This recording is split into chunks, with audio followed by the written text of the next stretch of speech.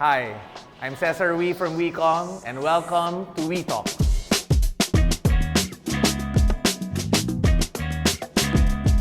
I'm taking you to an exciting video series of Baron Locks and the WeCom Center, where we gather some of the country's prominent visionaries and modern achievers in a fun and interesting conversation. Join me as I take a closer look at how they win in life and hear their best lifestyle stories while living in San Juan.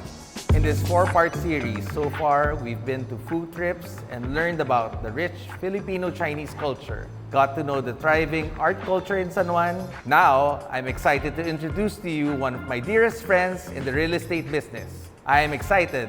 Let's go! With 26 years of experience in the real estate industry, he is considered the Philippines' leading commercial real estate broker. He has leased over 1 million square meters of office spaces and sold over 32 billion in sales. He is the CEO of Leechiu Property Consultants. Please welcome my good friend, David Leechiu. Hi, David. Hi, Cesar. How are you, David? I'm good. Sober. Oh, good. Me also. So, David, thank you for taking time out from your busy schedule. Sure. So, everyone in the real estate industry definitely knows David Leechiu. But for our viewers, the very few people who don't know David Leechiu, can you give a short background about David Leechiu and David Leechiu in the real estate industry? So I grew up in San Juan. I got kicked out of Xavier. My family and my immediate family got devastated by the 80s financial crisis, and we all had to crawl out of that. And we were very lucky to ride the boom in real estate at the right times. I guess a lot of people know me for being very close to the BPO sector, and we do a lot of work with the BPO sector all throughout the country. Actually, when people think about BPO or David Leechiu, they always think about BGC. But apparently, BPOs are not just in BGC. So can you talk more about that, David? Yeah, sure. So first, BGC. I first encountered BGC when it was still a piece of paper.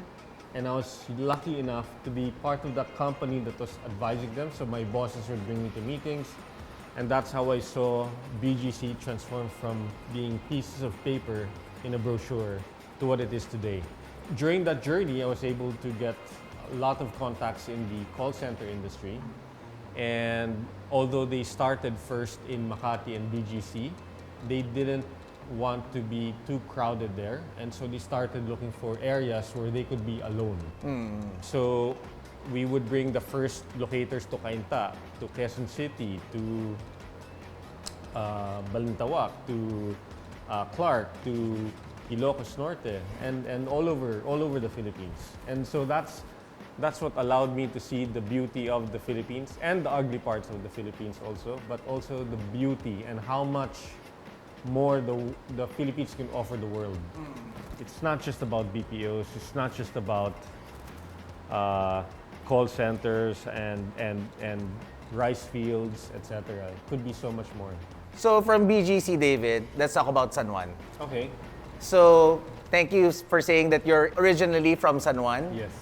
So for investors who want to invest into San Juan, do you have any insights or maybe tips for them? Yeah, so real estate is all about location, and I really took this for granted when I was younger, but San Juan really is in the center of Manila. It literally is in the center, and it's very obvious, but when you're here, living here, it doesn't seem that way. It certainly is the center of the Phil-Chai community, because no matter how far you live, your parents will still force you to study in Xavier, right? So, it doesn't matter how traffic it is, how ridiculous the traffic is, Xavier. So I think these two things pose a very good springboard for development for San Juan. And I think the one piece that we still need to bring into San Juan is master plan communities. And I'm glad that you're doing a lot of vertical developments, because that really is the answer to all this urbanization that's happening. These single detached houses, these townhouses have to give way. Correct. To vertical. To more denser communities. Yes, yes. And ironically, that's how you preserve more land. Because the more density you bring to the city, we have to put more garden space.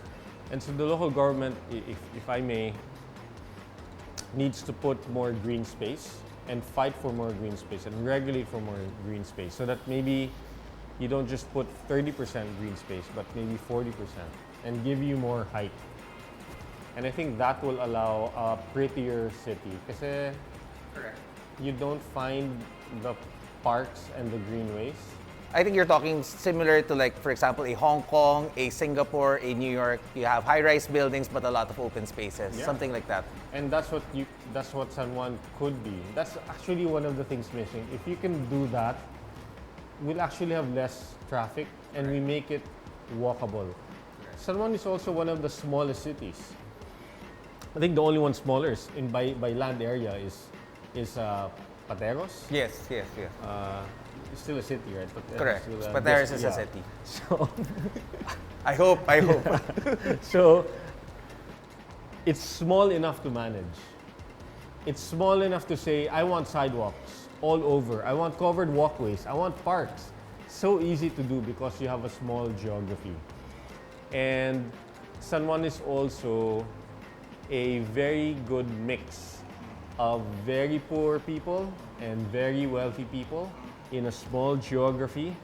And I think the wealthy have an obligation to contribute to the welfare of those who don't have.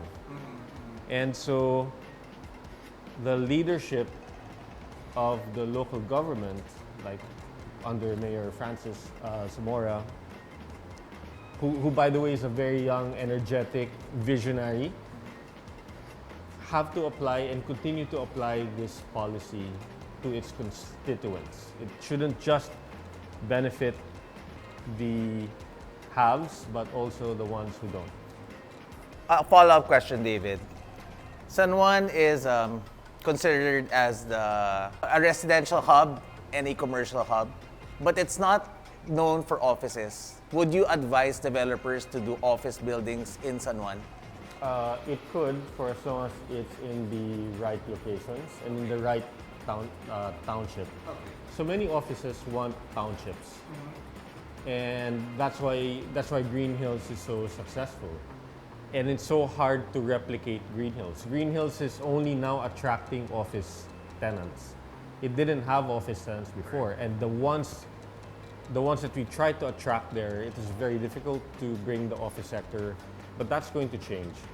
And what many office tenants and users want is to build a harmonious community where people can leave their office and just walk. Like in BGC, a lot of people walk.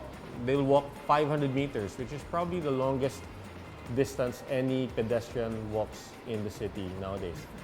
And you know the joke is Philippines is one of the places where people refuse to walk more than 300 meters, but they can run and do races for 40 kilometers.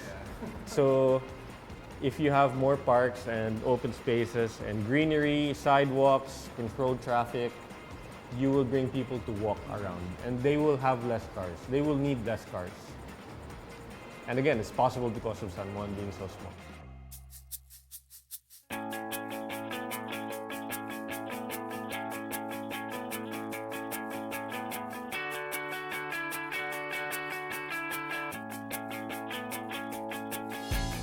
So David, a quick tour lang. So this is yung pool area namin for Baron Tower. Before, nung around early 2000, I used to rent a condo here in Wilson Street when I was still working for my dad. And then yung nga sabi ko, ang convenient pala because we used to be from Quezon City before. Tapos sabi ko, everything's so near. All the restaurants and everywhere you need to go, the grocery. Parang it had that parang small town feel. So that's why it was very interesting for us to get into San Juan to develop properties. Parang it's already there. Kulang na lang is you just build homes for people. For young guys like us. This is one of the things we really designed for all of our projects. It's really a big fitness center. So we're trying to replicate like a hotel type fitness amenities. So for properties that we turn over to the homeowners association, we leave two members of our company to help them manage it, to in a way caddy them. So at least the amenities and all of the utilities are well taken care of. Okay. And then after that, maybe 5 years, we turn over it completely. So we make sure the building is well maintained. We make sure collection efficiency is very high. Well, that's one of the biggest issues with condominiums. Correct. Is when you hand over the building to the association, then the association makes a mess of it. Correct. But in all of our projects, we have one partner that actually lives in the project. Okay. So we make sure that that one partner makes sure that everything is well maintained. Okay. So That's a very good policy. Yeah, so far so good. San Juan was so much different from what it is now. David, thank you for joining us on that short tour. Sure. So, another follow-up question with regards to the real estate market, specifically condos in San Juan. You've mentioned earlier that residential lots inside villages are at their peak, still going higher. But now, how about residential condos? What do you feel about it? Yeah, so the lower end of the market have been hit hard because they're the ones who lost their jobs, but the middle and above continue to do well despite the fact that rents fell in the residential sector. Many expats couldn't come to visit their home. They were stuck out of the country. They had to give up many leases, and so rents dropped significantly, like up to 40%. And yet, property values on the buy side continued to be steady or climb. And so I think even during COVID, people continued to buy. So in terms of like rental income versus property values or valuation, you're saying it's not directly related because of the pandemic. But in terms of investing in condos, is this a positive for you moving forward? Oh yeah, it definitely is a positive. So this is how I look at it. COVID has just slowed down the appreciation of assets. So that's what I tell buyers. If you can't find a distressed deal that you like, just meet the market, because instead of these property assets appreciating at 10%, 11%, it's only appreciating 5-6%. I mean, most condos in the last 20 years have been appreciating 10% a year. That's a lot of appreciation. And now, in the last 2 years, they've probably been appreciating anywhere between 1% to 5%. You should consider that an opportunity. So I think another question is, San Juan is such a different market. Like we mentioned earlier, San Juan is smaller. So condo developers are also not as much as other bigger cities. So here in San Juan, there are probably 3 to 4 developers here in terms of high-end condos. So is that a good thing for investors to invest in San Juan or invest in a city with less developers, or a city like Quezon City who has, at least 20 to 30 developers? What's your take on that, David? Yeah, I think it's all about positioning, and your company, just like every company, has to find their right positioning in the market. But being a small community with fewer players allows you to grow. What's your advice for people, especially the first-time real estate investors or home buyers, or even people who want to invest into commercial properties? What's your one advice for them? So maybe two. One is that you have to know what you want, and don't compromise on that. And second is manage your debt. Don't invest too much by borrowing too much. And so people have to know the limits of how much they can borrow.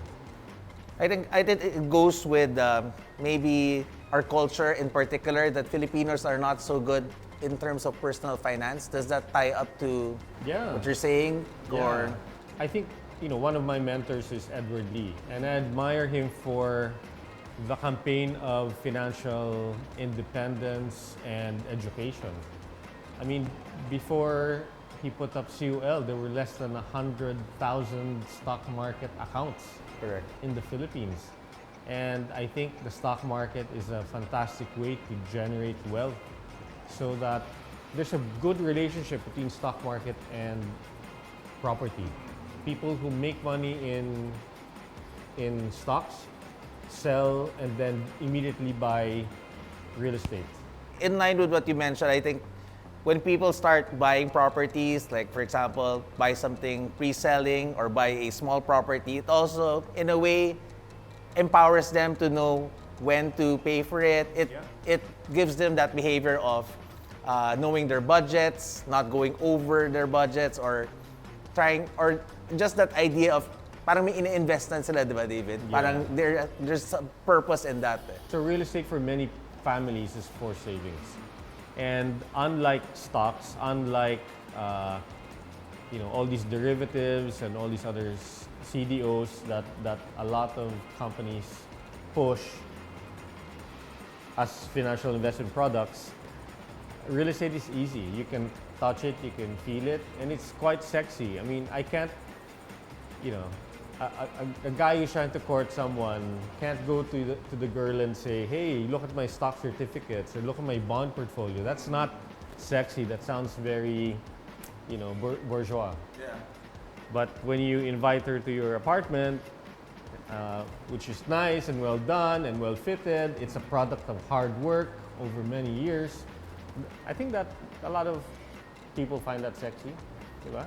So I agree with you saying that real estate is sexy. So an out-of-the-box question is, how about the metaverse? Is it something you're thinking of? I mean, they're saying it's a online real estate. Is it full of or is it something that we should look out for?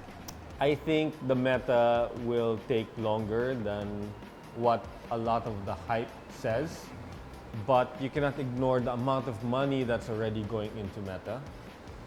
I have given up every notion or ambition to understand the meta, but my son and that generation, my kids and their generation, will benefit from meta unlike the way we have. So that's good to know. At least I will not invest in the metaverse because we're around the same age, David, and I will sell all of my crypto stocks already because you said that.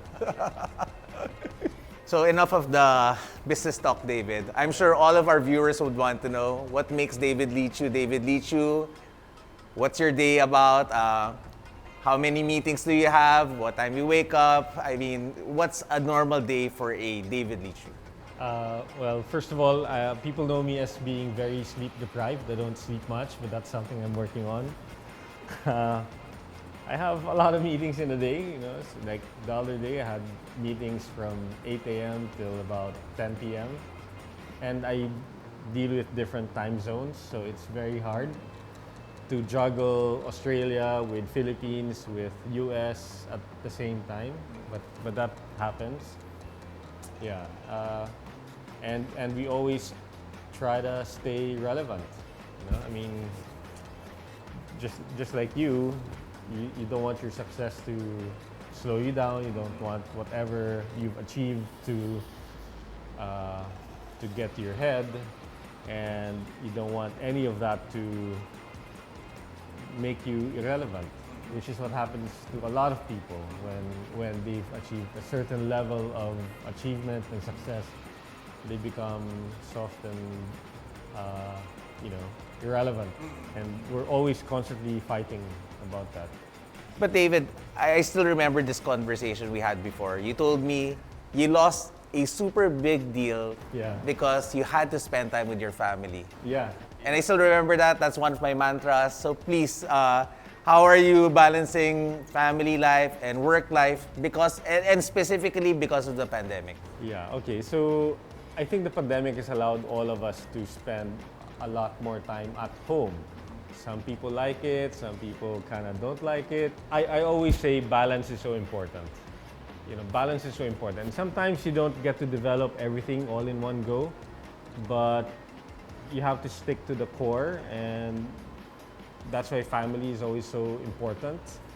I try to spend as much time with my kids as I can, and plus my other relationships, So I try to get balance despite the demands of work.